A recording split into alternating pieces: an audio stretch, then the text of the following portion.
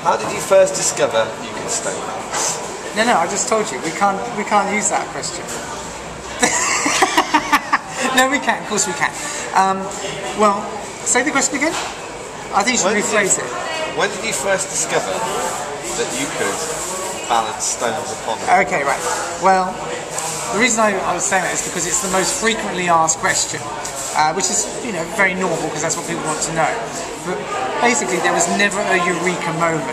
What happened was, many years ago, I was doing it for my photography, and I wanted to make little figures out of natural stone, a little family group actually, and to photograph it. So I got a rock to be the torso, and then I got another rock to be the head, to make it a naturally sort of anthropomorphic sculpture.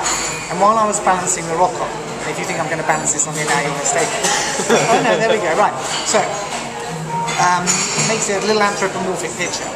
And that's how I got involved with it. I found that stones are quite intriguing in the way they're balanced, so I experimented and made it more difficult for myself, and it just evolved over the years. That was going to be almost my second question. Are there any specific characteristics you look for in a stone? Yes, I look for the shape more than anything else. I'm looking for a shape that's going to be extraordinary in the balance, that's going to create a sculpture that's seemingly impossible. So I go for interesting shapes. And have there ever been stones that you couldn't balance, that you tried again and again and again and it just didn't work? Yeah, there have been a few.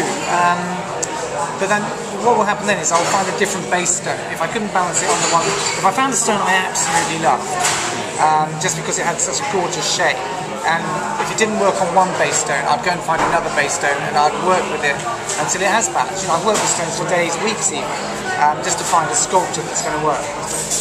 Because I was watching you earlier, and I thought it was taking quite a long time to balance the stone, which it obviously does. Some of the stones you balance, it like you did then, it just takes seconds, but other ones it obviously takes a lot longer. What's the longest you've ever spent? Well, on a single balance, I'm not really sure, maybe an hour or two. But if I'm doing a group shot where I've got multiple sculptures being made, that can be a 2 or 3 day event. If I've got to get all the same type of rocks, I'll scan the beaches for the right type of rocks, bring them all into the same place, figure out how I want the group to look, the composition of where all the different stones are going to go. Then you wait for the right weather conditions. I do shots at night time, at full moon, so I have to build up to the full moon night. Then it might turn out to be cloudy, then you have to wait a month, or I do it by firelight and it might rain, or it's too windy. So, if you're doing a group shot, or if you've got outside elements involved, it can take a few days or more.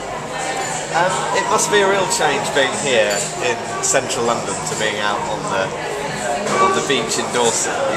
Does that affect the way that you work? Does that affect do you get this? I take it you need a great deal of concentration. Yeah, no, it does have an effect. But what I've done is I've brought stones with me that I'm very well practiced with, because I find if I take too long, people don't really know what I'm doing.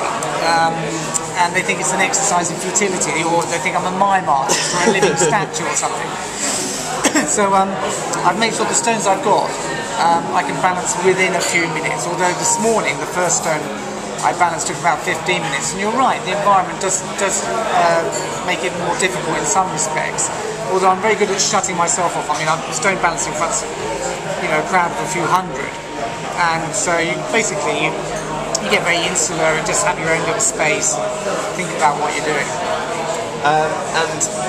I asked you earlier, because obviously we started with the question that everybody asks you. So I asked you, what's the question that you would like to be asked? So the question is, do you feel your art is in some way a reflection of the balance in the natural world? No. Actually, yes, funnily enough. Yeah, I think it is. Obviously everything in nature is balanced. We're balanced. Humans' presence on the earth should be balanced.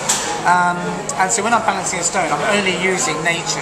There's no tricks or anything. I'm not using anything else. It's like nature's glue, gravity and friction, and finding that centre of balance that holds it all in place. So I think balance is everywhere, and I use it in my art because of that. And so finally you're here for the next 3 days, or Yes. for the next 2 days anyway, until Friday this week. Yeah. What else can we expect? Are you going to be doing anything that hasn't been done before? Are you going to be balancing anything that you've never done before? On Friday I'm doing nude balancing. Oh.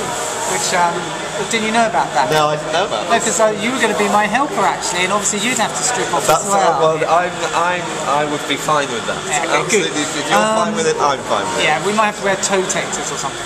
But is there anything I'm going to be doing that I haven't done before? Well, I'm using different stones. This is only the second time I've been in London for a while. Different environment, but nothing spectacular in that sense. Or maybe I should say yes, really spectacular. And can you do us, before you go, one more balance for these? Well, I don't know, maybe. I'll try and do it on the side, so it looks really good.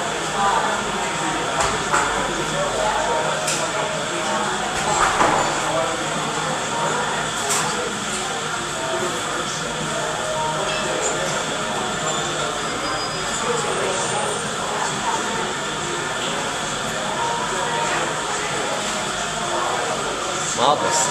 Thank you very much, Adrian. Thank you.